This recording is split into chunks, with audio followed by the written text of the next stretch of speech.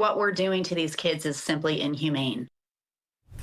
Promises to reform our state's child welfare system are falling woefully short. At least that's the decision that was just handed down by an arbitrator who says the state isn't holding up its end of an agreement meant to keep state agencies out of court. So this lawsuit is known by the name of one of 14 foster kids who filed it, Kevin S. Those children and organizations claim the state is not adequately serving kids in care.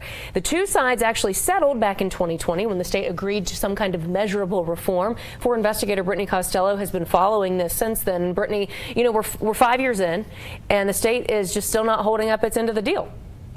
Not only that, but an attorney representing kids in care told me today things at CYFD are worse than the day they filed this lawsuit. CYFD and Human Services agreed to reduce caseloads, recruit foster families, get kids in for timely doctor visits, and keep track of all of it. The arbitrator says the state hasn't done it.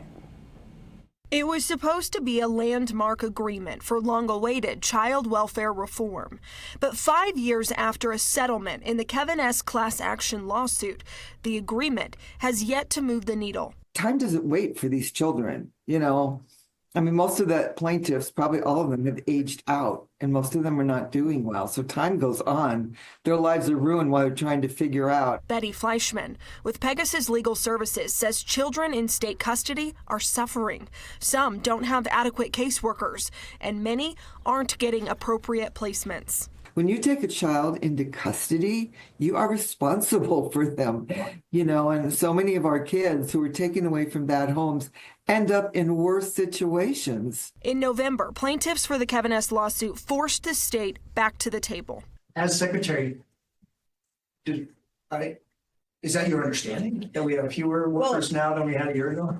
I don't know if it's fewer workers. I know that we have issues with retention. Retention issues lead to staffing shortages.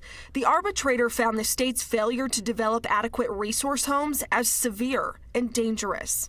Attorney Sarah Kreka says many kids are still sleeping in state offices. When my clients are told by CYFD, we don't have a home for you, they hear, you're not wanted, you're unloved.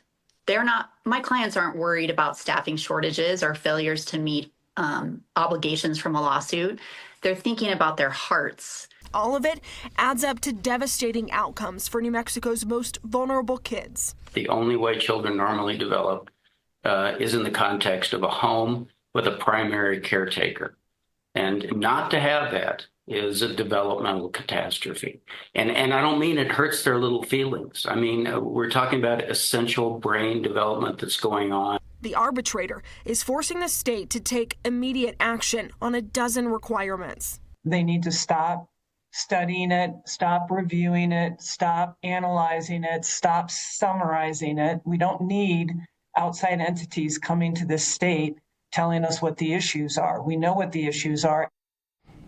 A spokesperson for CYFD says it will use the order issued by the arbitrator to target and prioritize improvements, but of course that is a requirement. The agency doesn't have a choice. The governor has reform proposals this session the agency hopes will help get it into compliance. We'll make sure to get the full statement on our website, KOB.com. Tessa.